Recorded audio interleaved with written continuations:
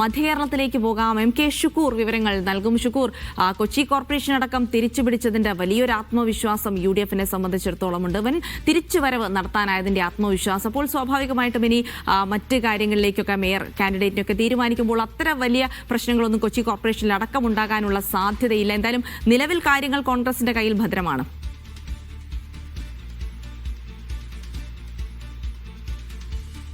Jilsy, good morning.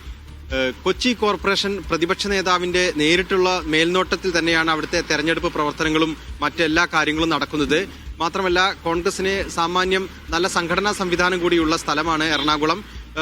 ചിട്ടയായി കാര്യങ്ങൾ നടക്കുന്ന ഒരു സ്ഥലം. ആ അർത്ഥത്തിൽ സംഘടനാ രീതികളിലൂടെ തന്നെ കാര്യങ്ങൾ പോകാനാണ് സാധ്യത. നിലവിൽ VK മിനിമോൾക്കാണ്, അതായത് മഹിളാ കോൺഗ്രസിന്റെ സംസ്ഥാന സെക്രട്ടറിയാണ് VK മിനിമോൾ. അവർ സിറ്റിംഗ് കൗൺസിലർ കൂടിയാണ്. അവർക്കാണ് പ്രധാനമായും സാധ്യത കൽപ്പിക്കപ്പെടുന്നത്. മറ്റൊന്ന് ദീപ്തി മേരി വർഗീസാണ്.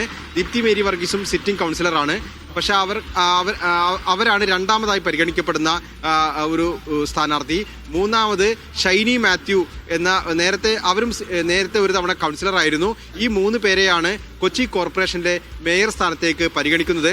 വനിതാ സംവരണമായതുകൊണ്ട് തന്നെ വലിയ വിവാദമില്ലാതെ കാര്യങ്ങൾ നടക്കുമെന്ന ഒരു പ്രതീക്ഷയാണ് കോൺഗ്രസ് നേതൃത്വത്തിനുള്ളത്. ഡെപ്യൂട്ടി മേയർ സ്ഥാനം ഒരുപക്ഷെ മുസ്ലിം ലീഗിന് വിട്ടുകൊടുത്തേക്കാൻ സാധ്യതയുണ്ട്.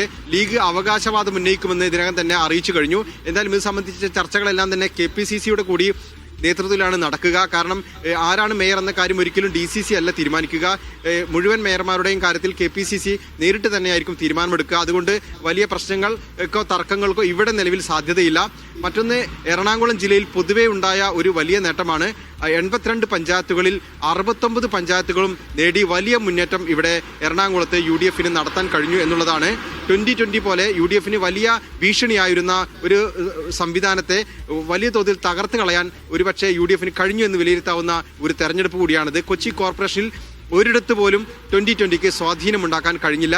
ജില്ലാ പഞ്ചായത്തിൽ അവരുടെ സീറ്റ് ഇല്ലാതാക്കാനും അവർക്ക് കഴിഞ്ഞു. ആ അർത്ഥത്തിൽ UDF-ന് വലിയ തരത്തിലുള്ള ഒരു രാഷ്ട്രീയ വിജയം തന്നെ എറണാകുളത്ത് സമ്പൂർണ്ണമായി നേടാൻ കഴിഞ്ഞു എന്നുള്ളതാണ് ഈ തെരഞ്ഞെടുപ്പിന്റെ പ്രത്യേകത. മറ്റൊന്ന് തൃശ്ശൂരാണ്. തൃശ്ശൂർ തന്നെ BJP വലിയ നേട്ടമുണ്ടാക്കുമെന്ന് കരുതിയിരുന്ന തൃശ്ശൂർ കോർപ്പറേഷനിൽ BJPക്ക് ഒരു നേട്ടവും ഉണ്ടാക്കാൻ ആ അർത്ഥത്തിൽ കഴിഞ്ഞില്ല. സുരേഷ് ഗോപി കലുങ്കു സംവാദങ്ങൾ നടത്തി വ്യാപകമായി പഞ്ചായത്തുകൾ തോറും പ്രചരണം നടത്തിയ സ്ഥലത്ത് ആ അർത്ഥത്തിലുള്ള നേട്ടമുണ്ടാക്കാൻ കഴിഞ്ഞില്ല എന്നുള്ളത് അവർക്ക് വലിയ ഞെട്ടലുണ്ടാക്കിയിട്ടുണ്ട്. നേരത്തെ അവർക്ക് ഭരണമുണ്ടായിരുന്ന അവണിശ്ശേരി പഞ്ചായത്തിൽ ആ ഭരണം നിലനിർത്താൻ കഴിഞ്ഞില്ല.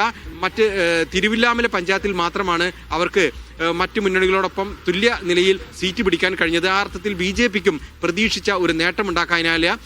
സുരേഷ് ഗോപിയുടെ ഒരു താരപരിവേഷത്തിൽ മാത്രമാണ് ലോക്സഭാ തെരഞ്ഞെടുപ്പ് വിജയിച്ചത് എന്ന UDF-ന്റെ എല്ലാം വിലയിരുത്തൽ ഒരുപക്ഷെ ശരിയാകുന്ന ഒരു തെരഞ്ഞെടുപ്പാണ് ഇത്തവണ തൃശ്ശൂരിൽ ഉണ്ടായത് എന്ന് തന്നെ പറയാം.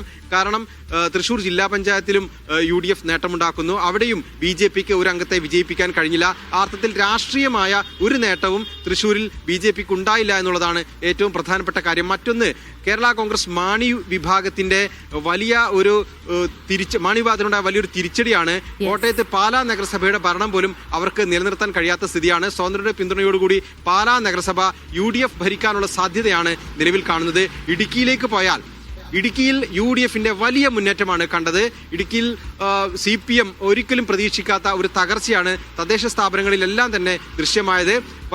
EM അഗസ്തിയെ പോലെ ചില മുതിർന്ന കോൺഗ്രസ് നേതാക്കൾ നഗരസഭയിൽ മത്സരിച്ച് തോറ്റതൊഴിച്ചു നിർത്തിയാൽ കാര്യമായ ഒരു ക്ഷീണമൊന്നും എവിടെയും UDF-ന് എടുത്തു പറയാനില്ല എന്നുള്ളതാണ് ഇടുക്കിയിൽ നിന്ന് പറയാനുള്ളത്. ആ അർത്ഥത്തിൽ മധ്യ കേരളത്തിൽ UDF-ന് അടുത്ത നിയമസഭാ തെരഞ്ഞെടുപ്പിൽ വലിയ ആവേശത്തോടുകൂടി ഇറങ്ങാൻ കഴിയുന്ന ഒരു ഫലം തന്നെ ലഭ്യമായി എന്നുള്ളതാണ് അവർക്കുണ്ടായ നേട്ടം.